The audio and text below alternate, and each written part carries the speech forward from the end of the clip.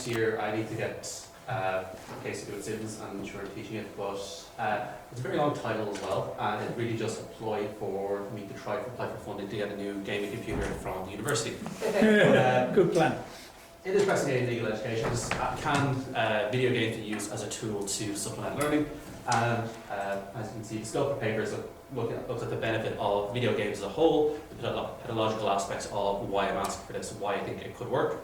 Looking at it, how it relates to intellectual property as a subject, where other studies haven't looked at this before. There has been very little done in relation to intellectual property, and given how often there are intellectual property related issues with video games, it's kind of an area that kind of can lead itself to a nice overlap. There's a question on the scope of the assignment, and I'm looking for some feedback on this in particular about what can be done, what can be asked, and how the best way to go about it, because where students are studying intellectual property, they're studying law, they're not studying how to play video games well. That could be a different module, but I don't think I can change the scope that much. And then there's the question of the risks and limitations of the study of what can I do for students, what can I ask of them, and how can this be protected and done so subject to the ethical approval that will be required for student participation. So video games and games as a whole are the most ancient vehicle for education. They are the original and natural education theory. So kids have always played games, they have always used games to learn. And studies have confirmed the effect of video games on cognitive and social environment, adaptability, broadly defined in a manner which an individual interprets in response to different situations. And one kind of assumption on this is you are playing a good video game that is clear, it is laid out well, it is structurally sound. It could be riddled of bugs, Bethesda games are still quite fun, but there is still a clear learning approach, because they have instructions at the start, they set out the learning outcomes across a large variety of learning styles.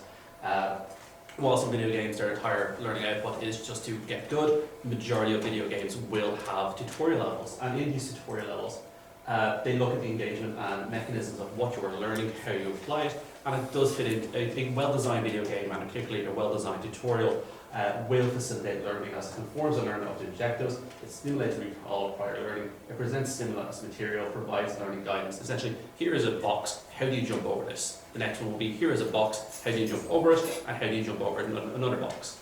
And this will continue with the listed performance, providing feedback. In video games, you either do it or you die, or they ask you, would you like to do it again? They provide feedback and they assess performance, and you retain that knowledge and the transfer of knowledge going forward. So the skills you have learned in those tutorials, they will develop as you go on, and you don't need to play the tutorial for a video game you've played before. If anyone might be familiar, how annoying it is to play a new Pokemon game, where you're told how to catch Pokemon every single time.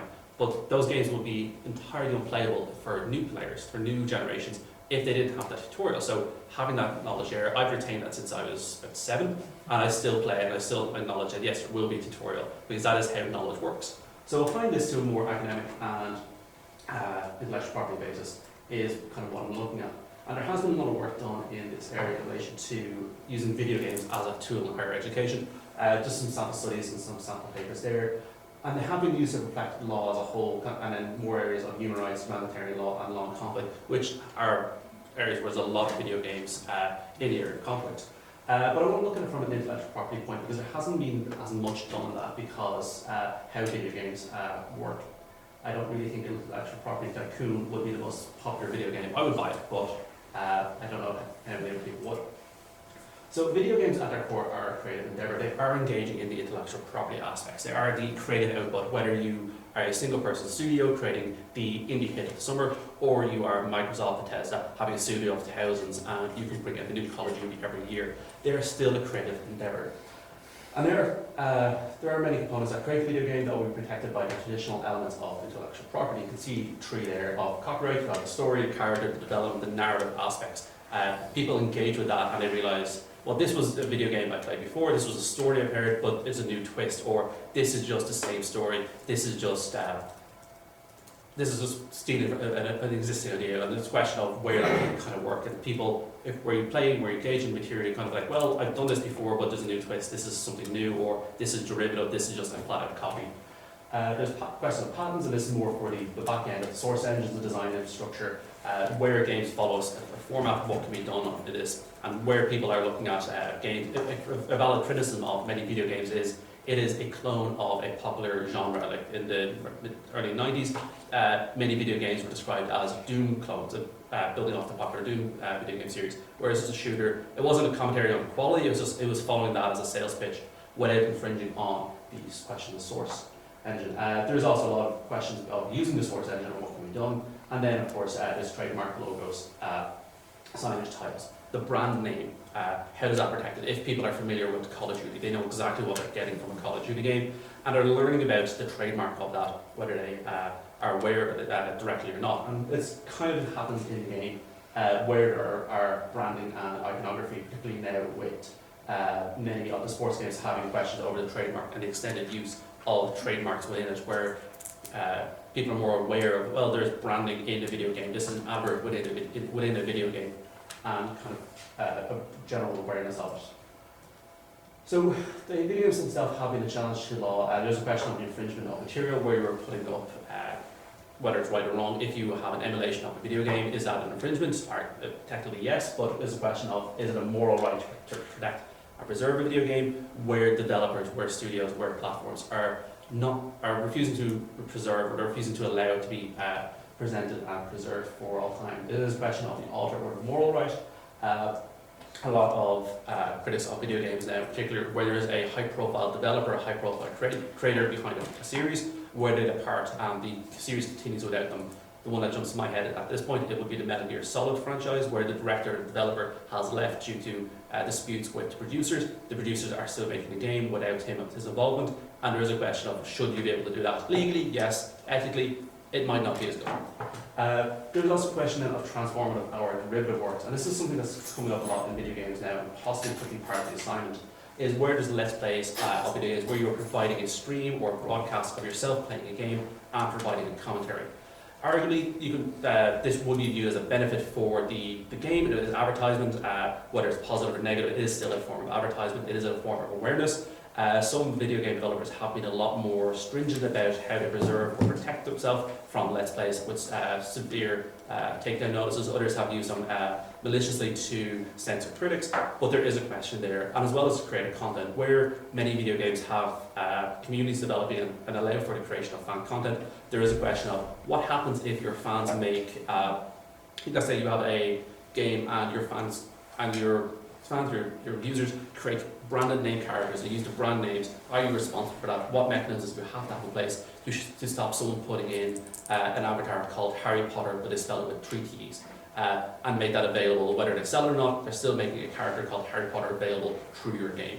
And there's a question of what can be done through that. That's kind of where the assignment kind of comes from. How students and players, they're exposed to the operation of these elements, whether they have the experience of playing video games a lot, or if they're coming in from a low level where they have some interest, but they haven't played games in 10 years because they've been busy with college or whatever, or life gets in the way of video games.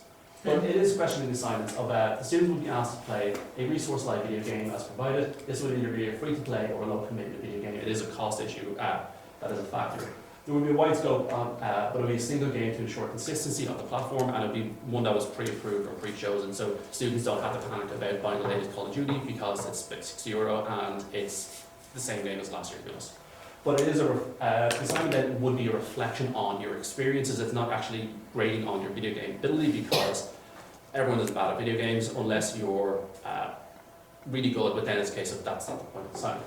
We can't really grade on that, but it's a reflection on their indirect or their direct engagement with the IP elements, whether they were aware of that, whether they were aware at that time, or it was a subsequent discussion in the class of, you were playing the video game, you were looking up a walkthrough. Did you find that walkthrough where that guy, was it an official source, or was it someone on YouTube explaining the material to you?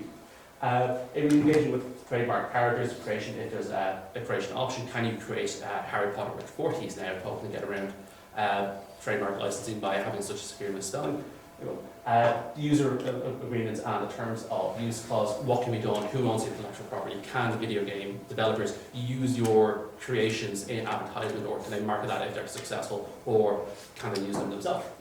As well as the issues of challenges relating to intellectual property, of asking students if they can, if possible, to create, upload and facilitate the creator content economy, whether that's for monetization or just for creating content and uploading it, to go through the filtering system so they're aware of this process from start to finish. And this kind of gets into the limitations and some of the questions of the study.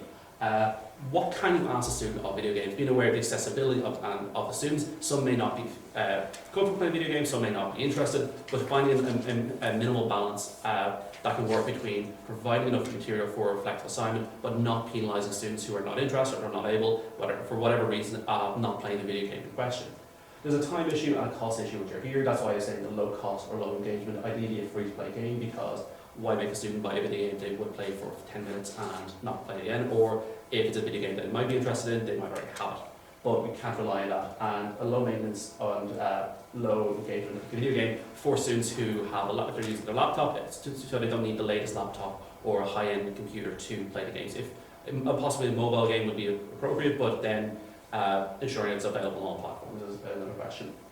Then there is a question of ethics and privacy. Students would be uploading information to a games management system, and there would be a question of if students are engaging in a let's play or a stream, how the students would be protected, because different students will have different experiences, and ensuring students are not penalised for having a negative experience, because the video game community at large can be quite awful, and ensuring if it is reflected in the exercise that is not a negative component but more just an awareness and kind of how that works, as well as the acknowledgement of IP ownership clauses if there is a creative content aspect, that the students are aware you are creating content for the module, the video game developers may be able to use that and you are okay with that. I'm not forcing you to give up your €1,000,000 idea for the sake of an assignment where you create this character or you have an long-running avatar. You're not putting them up for use by an external party for exploitation.